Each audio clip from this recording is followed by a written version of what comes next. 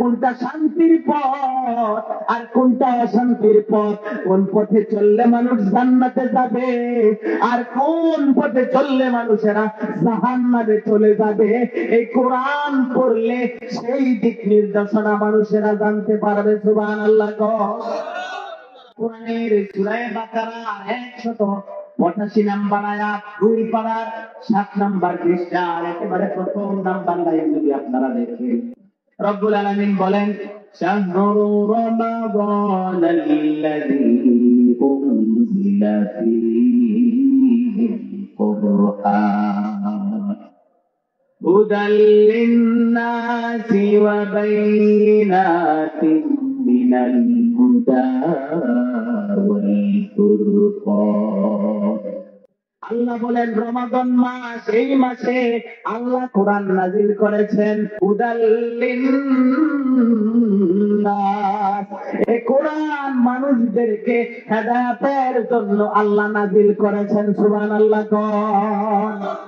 অন্য আয়াতে আল্লাহ বলেন কিতাবুন আনজালনাহু ইলাইকা লিতুখরিজান নাস, আল্লাহ তাআলা কিতাব নাজিল করেছেন লিতুখরিজান নাস, মানুষদেরকে বের করে আনার জন্য, মিনাজ যুলুমাতি ইলান নূর, অন্ধকার থেকে আলোর দিকে নিয়ে আসার জন্য এই কোরআন নাজিল করেছেন। তাহলে বাকারা 185 নম্বর আয়াতে জানলাম আল্লাহ বলেন কোরআন নাজিল করেছেন মানুষের হেদায়েতের জন্য। আর সূরা ইব্রাহিমে আল্লাহ বললেন এই কোরআন আল্লাহ নাজিল করেছেন মানুষদেরকে অন্ধকার থেকে আলোর দিকে নিয়ে আসার জন্য। সুবহানাল্লাহ।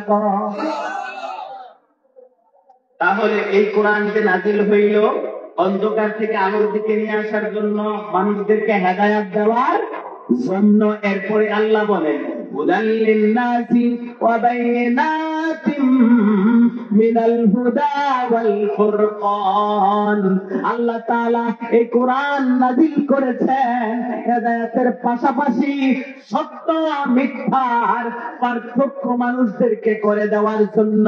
কোনটা ভালো কোনটা মন্দ, কোনটা ন্যায় আর কোনটা অন্যায়, কোনটা সঠিক পথ আর কোনটা বেঠিক পথ, কোনটা শৃঙ্খলার রাস্তা কোনটা বিশৃঙ্খলার রাস্তা, কোনটা শান্তির পথ আর কোনটা অশান্তির পথ, কোন পথে চললে মানুষ জান্নাতে যাবে আর কোন পথে চললে মানুষেরা জাহান্নামে চলে যাবে, এই কোরআন পড়লে সেই দিক নির্দেশনা মানুষেরা জানতে পারবে। সুবহানাল্লাহ।